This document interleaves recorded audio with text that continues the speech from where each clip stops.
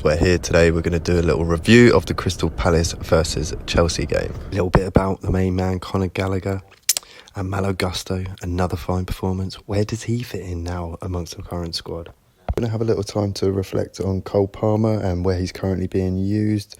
This number 9 position that Poch seems to keep flittering with. And also, finally, it's about time we had the conversation. Thiago Silva. So let's talk about Conor. Often people mention what they think he can't do.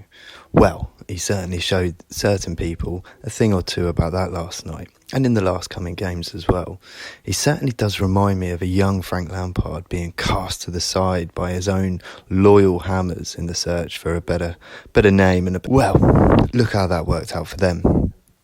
Conor has the technical abilities to compete with the finest midfielders this league has to offer.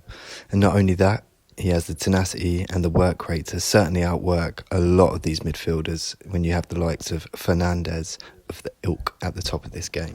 Which leads me on to another overperformer of this season, Malo Gusto. Malo is undeniably one of the finer fullbacks in the league. He uses class, he's trickery on the ball, he's tenacious when he's winning the ball back, which is a sure sign from all the greatest fullbacks that have gone through history. His only problem is that the captain awaits. Now, there's going to be heartbreak across the Chelsea fan base discussing who will be the best. Is it RJ? Is it Malo Gusto? Do we go with Malo Gusto off his fine performances one after another and his pretty solid injury record so far? Or Reece being probably one of the best players in the world?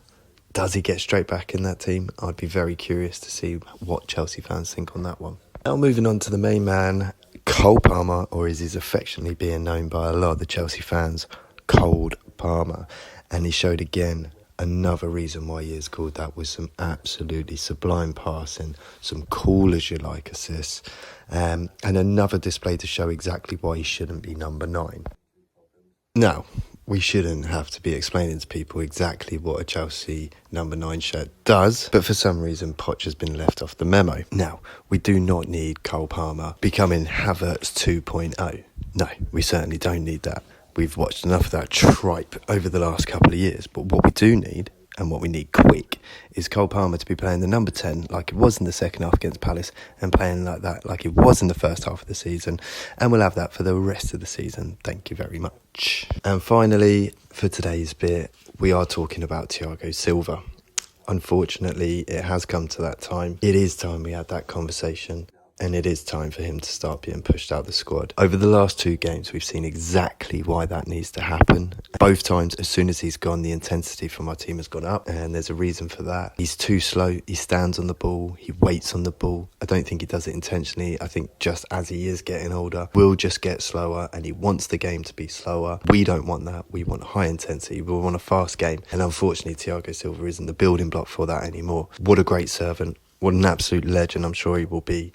But I have no doubt that probably the injury last night was a blessing in disguise. That doesn't change the fact that he is an absolute legend of the game. Now, if you enjoyed that content, please like the channel, please subscribe to us, and more importantly, what we're looking for is fan engagement, so drop your comments, drop us a follow on X, and speak to you soon. Ciao for now.